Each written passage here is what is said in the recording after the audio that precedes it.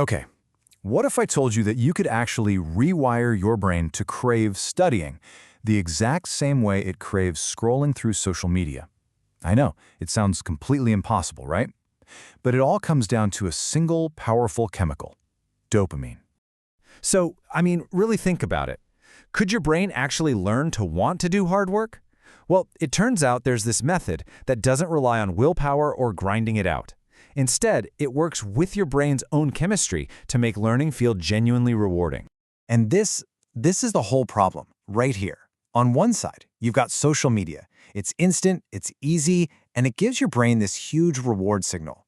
On the other side, you've got studying. The reward is delayed, it's effortful, and the signal is super low. Of course it's no contest. Your brain basically screams, "This is boring, go back to the fun stuff." But here's the thing. This isn't some personal failing. It's not about you, it's just brain chemistry. So let's actually take a look at what's really happening under the hood. I absolutely love this because it gets to the most crucial point. Your brain is basically a reward-seeking machine.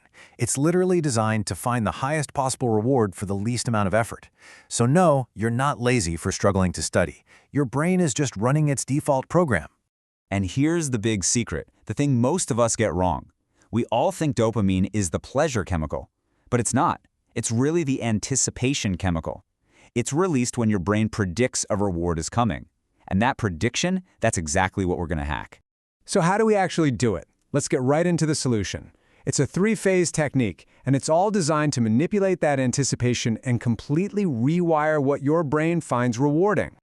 The method boils down to three really simple, memorable phases. First, there's deprivation, which is where you make your brain hungry. Then comes priming, where you create that all-important anticipation. And finally, there's amplification, where you lock in the new habit.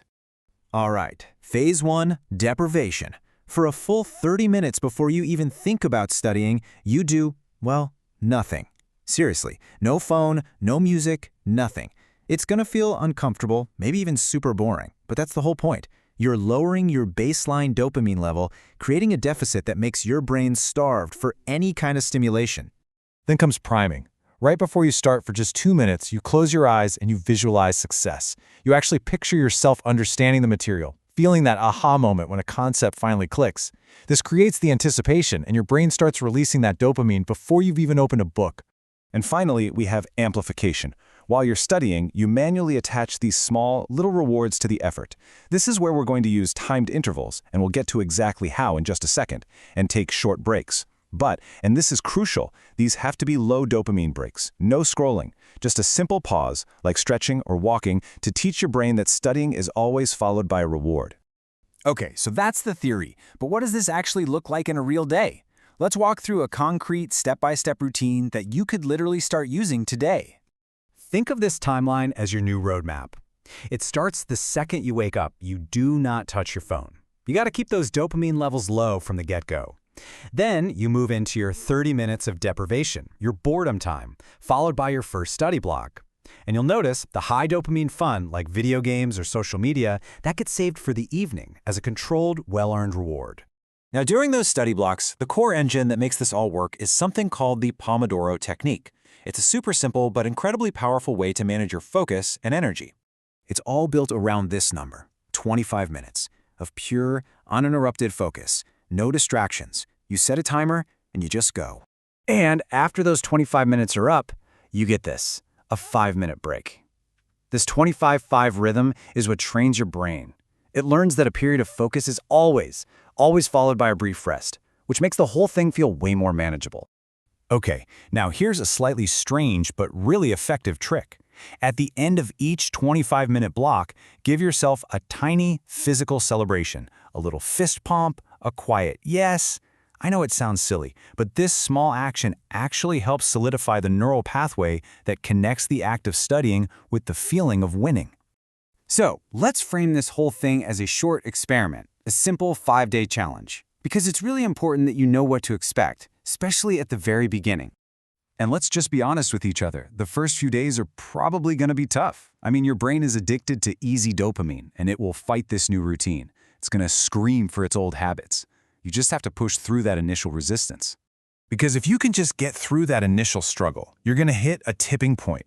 And this is where the real transformation actually begins. Your entire reward system starts to recalibrate. The act of studying hasn't changed, but your brain has. Suddenly, this simple act of understanding a difficult concept delivers a genuine dopamine hit. Solving a tough problem feels as satisfying as leveling up in a video game. You're not forcing it anymore. You find you actually want to do it. So, let's just bring this all together. At the end of the day, this isn't about brute force or willpower. It's about becoming a smart operator of your own mind. So here's the challenge. Don't think about doing this forever. Just commit to this routine for 5 days. That's it. And as you do it, pay close attention to how you feel. Notice that exact moment when studying starts to feel less like a chore and more like a challenge you're actually excited to take on.